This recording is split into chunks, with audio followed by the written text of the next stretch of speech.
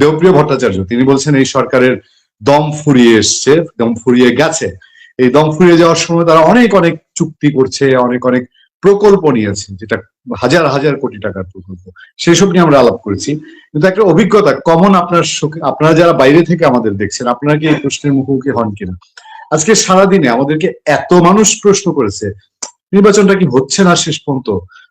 আমরা জিজ্ঞেস করি যে কেন নির্বাচন হবে না কেন, এইটা বলতে পারবো যে আমরা জানি না হবে না কেন, কিন্তু কেন যেন সন্দেহ দূর হচ্ছে না। আমি একটু আপনার বাইরে থেকে আমাদের দেশের নির্বাচন কেমন দেখছেন আপনারা একটু জানতে চাই গৌতম লাহিড়ী।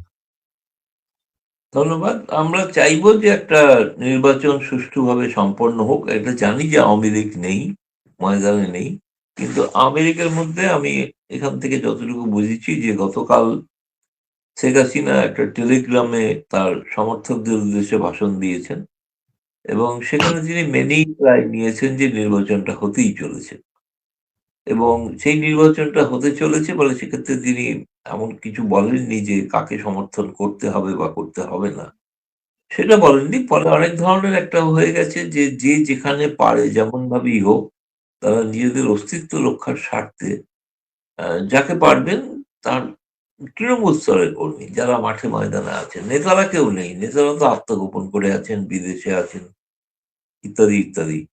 কিন্তু আমার একটা ধারণা, পারসেপশন ওখানে আছে যে আওয়ামী লীগের বোধহয় সব নেতাই পালিয়ে গেছেন। সেরকম নয়, অনেক নেতা দেশে আছেন যারা, ধরুন আপনি যদি সাংসদদের সংখ্যা ধরেন, ১০০-র বেশি সংসদ জেলে আছে।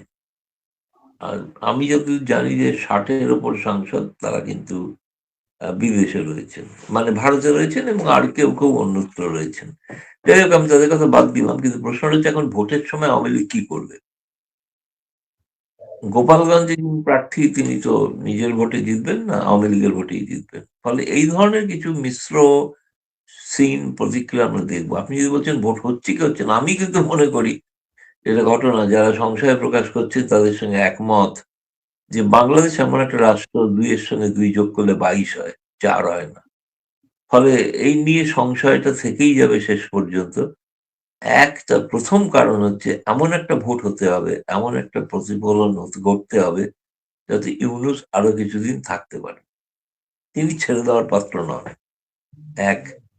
২ হচ্ছে যেটা, সেটা হচ্ছে যে আমার কাছে যেটা মনে হয়েছে, জামায়াত ইসলামী প্রথম তাদের কাছে একটা সোনালী অধ্যায় যে ক্ষমতা দখল করার জন্য। তারা এমন কোনো অস্ত্র মানে তারা ব্যবহার করতে দ্বিধাবোধ করবেন না যাতে তারা ক্ষমতায় আসতে পারে। সাধারণ বুদ্ধিতে দেখে মনে হয় যে সেটা বাংলাদেশের সকল লোকই বলে থাকে যে বিএনপি তারা স্বাভাবিক, আওয়ামী লীগের পরে তারাই হচ্ছে মানুষের পছন্দ, ফলে তারা স্বাভাবিকভাবে আসবেন, তাদের সর্বত্র প্রতিনিধি রয়েছেন, সর্বত্র প্রভাব রয়েছেন, ইত্যাদি ইত্যাদি। আমি কিছুক্ষণ আগে আমি শুনছিলাম আস্তে আস্তে যে ৬৪টা যে ডিভিশনাল কমিশনার, যাদেরকে ডিএম বা জেলা শাসক বলা হয়, জেলা কালেক্টর বলা হয়, এই ৬৪ জনের মধ্যে ৫০ জন জামায়াতপন্থী। এটা খুব খুব এটা প্রচন্ড ছড়িয়েছে বাংলাদেশে, এবং একটু আগে মাসুদ কামাল নিজে একদম তথ্যগত উদাহরণ দিয়ে বলেছেন এই জাস্ট ১০-১৫ মিনিট আগে যে ৬৪ জনের মধ্যে ১০ থেকে ১২ জন বিএনপি পন্থী, বাকি সব হচ্ছে আমি সহমত হলাম। ফলে কিন্তু আবার এটাও ঘটনা, এটাও আমি শুনেছি এই সময় সেনাবাহিনী, পুলিশ তারা যে ভূমিকা পালন করবেন তাতে হয়তো সেই এককভাবে সেই ডিভিশনাল কমিশনারদের পক্ষে সমস্ত ফলাফল বদলে দেওয়াটা তো সম্ভব নাও হতে পারে। ভোটের দিনে নয়, এই ডিভিশনাল কমিশনাররা ভূমিকাটা পালন করবেন ভোট গণনার সময়। সেখানে ভোটের যে গণনার যে ট্যাবুলার শিট সেটা তারা বদলে দেবেন কি দেবেন না। যাই হোক, সেগুলো তো বাংলাদেশের আভ্যন্তরীণ বিষয়, সে বিষয়ে তো আমার কোনো মন্তব্য করার কিছু নেই। কিন্তু এটা ঘটনা যে আওয়ামী লীগের ভোট কিন্তু নানাভাবে যারা তৃণমূল স্তরে আছে, কোথাও বিএনপি, কোথাও জামায়াত, এরকম জায়গায় যাবে না যে তা নয়। এবং তাদের অধিকাংশই অনেকে না ভোটে ভোট দেবেন, যেটা রেফারেন্ডাম, গণভোট। এবং সেখানে বিএনপি যদি একইভাবে তাদের সমর্থকরা নাতে ভোট দেয় তাহলে না পরাস্ত হতে পারে। সেক্ষেত্রে ইউনূস কি মেনে নেবেন? সেটাও একটা প্রশ্ন।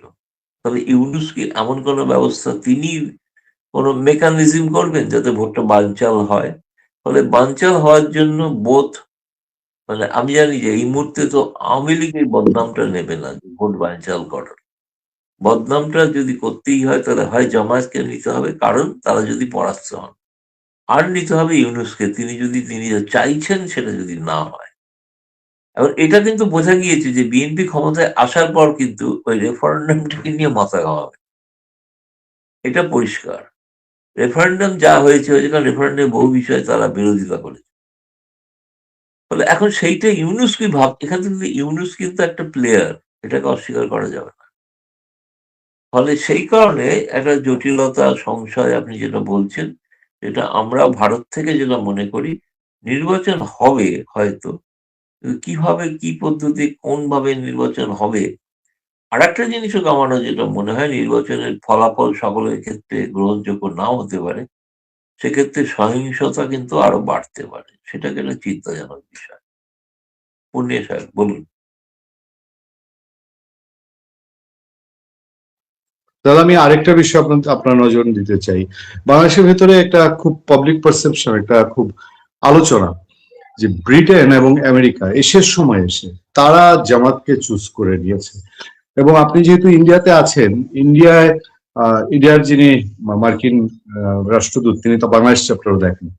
আপনার কাছে কি এমন কোনো তথ্য আছে বা জানা আছে যে তারা এর আগে 1/11-এর সময় বাংলাদেশে, তখন ব্রিটিশ রাষ্ট্রদূত, আমেরিকান রাষ্ট্রদূত, সেই বিউটেনিস থেকে শুরু করে আনোয়ার চৌধুরী, তারা খুব ব্যস্ত ছিলেন। এবারও ব্রিটিশ রাষ্ট্রদূত এবং আমেরিকান রাষ্ট্রদূত প্রচন্ড ব্যস্ত, এবং এজেন্ডা কি শুধু জামাত সামনে আনা? তাহলে বিষয়টা কোন দিকে গড়াচ্ছে?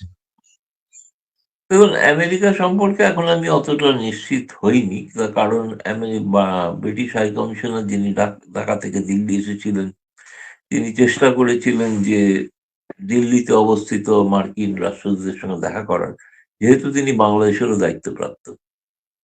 কিন্তু সেই সাক্ষাৎটা হয়নি, এমনকি সাক্ষাৎটা ভারতের সঙ্গেও হয়নি। আর তিনি কিন্তু স্পষ্টভাবে তার পছন্দ যে জামায়াত, সেটা তিনি প্রকারান্তরে বলেও দিয়েছিলেন। বলেছিলেন এই জামায়াত হচ্ছে একটা ইসলামিক পলিটিক্যাল পার্টি, এটা টেররিস্ট পার্টি নয়, এটা ফান্ডামেন্টালিস্ট পার্টি নয়, সেটা তাদের উপলব্ধি।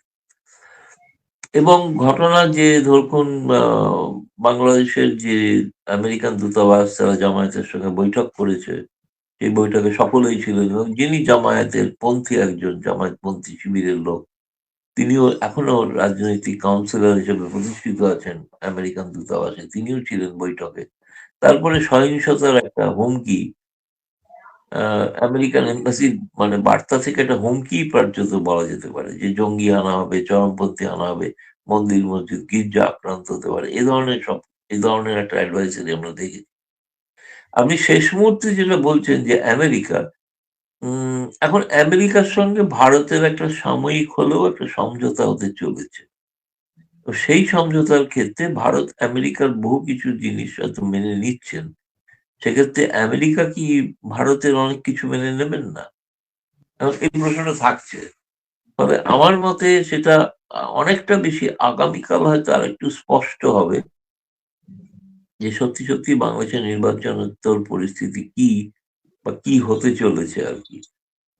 এখনো পর্যন্ত সাধারণ পাবলিক পারসেপশন, কমন ধারণা যে বিএনপি নিশ্চিতভাবে এগিয়ে আছেন। ভারতের একজন সাংবাদিক, তিনি ঢাকায় উপস্থিত হয়েছেন এবং তিনি তার প্রতিবেদনে এটাও লিখেছেন, যা দেখেছেন, যে জামায়াত নিঃসন্দেহে এগিয়ে আছে অনেক। তিনি জামায়াতকে খুব একটা খুঁজে পাননি। জামায়াতকে ওভাবে খুঁজে পাওয়া যায়ও না।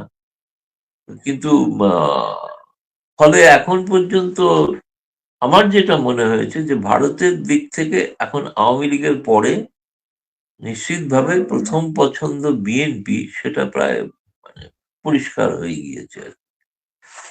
সেক্ষেত্রে দাদা, জামায়াত কোনোভাবে সারপ্রাইজ দেবে কিনা, চমক দেবে কিনা, সেটা তো ভোটের সময় বোঝা যাবে। না সেটা তো বাংলাদেশের একটা প্রভাবশালী পত্রিকা মানবজমিন, তারা গত পরশুদিন নিউজ করেছে যে একটা প্রশাসনিক কু খুব আলোচিত হচ্ছে, এবং প্রশাসনিক কি পয়েন্টে এমন একজন বসে আছেন যিনি এই প্রশাসনিক কুটা সাজাচ্ছেন। এগুলো বাংলাদেশে ওপেন ওপেন আলোচনা হচ্ছে।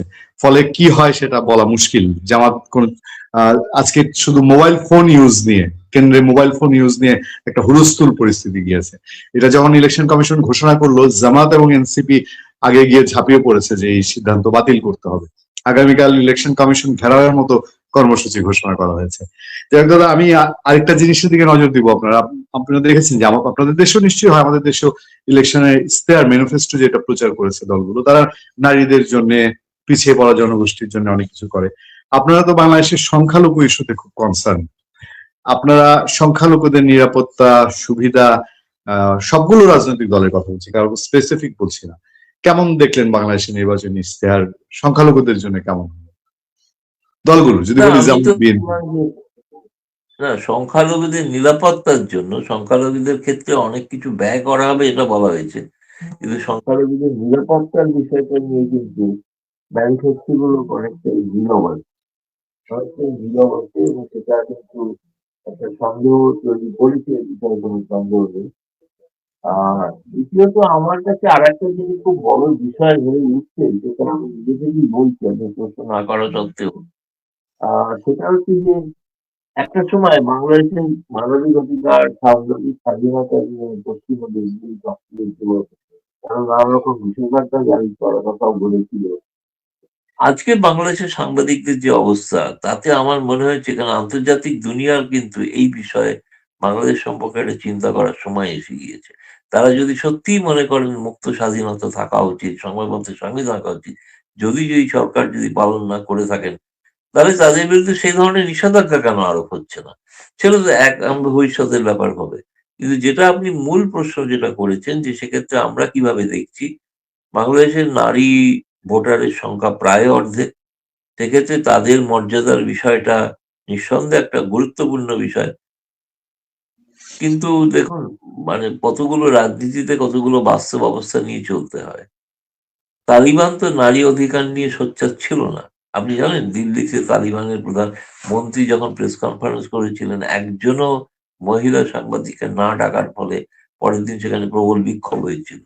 শেষ পর্যন্ত পরের দিন তিনি আরেকটা সাংবাদিক বৈঠক করেন, যেখানে মহিলা সাংবাদিকদের আমন্ত্রিত করা হয়। তালিবানের সঙ্গে তো ভারতের সম্পর্ক রয়েছে। তালিবানের যে মতামত, তালিবানের মতামত নারীদের অধিকার সম্পর্কে জামায়াতের কিন্তু আদর্শগত একটা মিল আছে। তা সত্ত্বেও বাস্তব পরিস্থিতি হচ্ছে, ক্ষমতায় কে আসবেন, যে ক্ষমতায় যিনি আসবেন তার সঙ্গে তো কাজ করতেই হবে, তাই আমার পছন্দের হোক বা না হোক। সেই বিষয়টাকে কিন্তু উপেক্ষা করা যাচ্ছে না আর। সেই জন্য এখনো পর্যন্ত বহুবিধ প্রশ্ন আছে এবং শেষ পর্যন্ত কি ঘটবে এটা এখনো সত্যি বলা কিন্তু খুব মুশকিল। কেউ সন্দেহ প্রকাশ করছেন, জামায়াত যদি জয়ী হতে না পারে, শেষ মুহূর্তে কি তারা নির্বাচন বয়কট করবে? শেষ মুহূর্তে কি তারা নির্বাচন থেকে পালিয়ে যাবে? আর এই ধরনের অনেক প্রশ্ন আছে, কিন্তু এখনো সেরকম কোনো ইঙ্গিত আমি পাইনি। এখনো কিন্তু সেরকম কোনো ইঙ্গিত দেখিনি। দাদা, আমি সবশেষ একটা প্রসঙ্গে আপনার মতামত এবং যদি কোনো তথ্য থাকে। বাংলাদেশে আওয়ামী লীগ সম্পর্কে অনেকগুলো আলোচনা আমরা আজকে আলোচনা করেছি, তারেক রহমানের রেফারেন্স বাংলাদেশের বাস্তবতা ধরে, যে বিএনপি ক্ষমতায় আসলে হয়তো বা আওয়ামী লীগের উপর নিষেধাজ্ঞা প্রত্যাহার করে নেবে। এটা হচ্ছে প্র্যাকটিক্যাল সিচুয়েশন, কোনো ডিল থাকুক আর না থাকুক। এর মধ্যে সজীব ওয়াজেদ জয় কথা বলছেন, তার তার তিনি লাইভ করছেন। শেখ হাসিনা কথা বলছেন, আওয়ামী লীগের নেতৃবৃন্দ কথা বলছে। আমরা কমনওয়েলথের কথা শুনছি, কমনওয়েলথের কোনো প্রতিনিধি দল তাদের সঙ্গে ভার্চুয়ালি মিটিং করেছেন, বা এই ধরনের কোনো ডেভেলপমেন্ট কিছু আছে কিনা, এটা শেষ পর্যন্ত আপনার কাছ থেকে একটু জেনে আজ বিদায় নেব। না, কমনওয়েলথের সঙ্গে মিটিং বলতে আপনি কার বলছেন? আওয়ামী লীগের বৈঠক না কার বৈঠক? জি, আওয়ামী লীগের না, বৈঠক। আওয়ামী লীগ যেটুকু তারা সর্বত্র চেষ্টা করছেন, এমনকি ট্রাম্প প্রশাসনের সঙ্গেও যোগাযোগ রাখছেন, এ বিষয়ে কোনো সন্দেহ নেই, চেষ্টা করছেন। ফলে কমনওয়েলথ তো স্বাভাবিক যোগাযোগ রাখতে পারেন, কিন্তু সেটা কোনো ফলপ্রসূ হয়েছে কি হয়নি এখনো মানে সেইটা আমি এখনো জানতে পারিনি। এটা ঘটনা যে সেরকম কোনো ইতিবাচক কোনো পথ হয়েছে কিনা এখনো জানা যায়।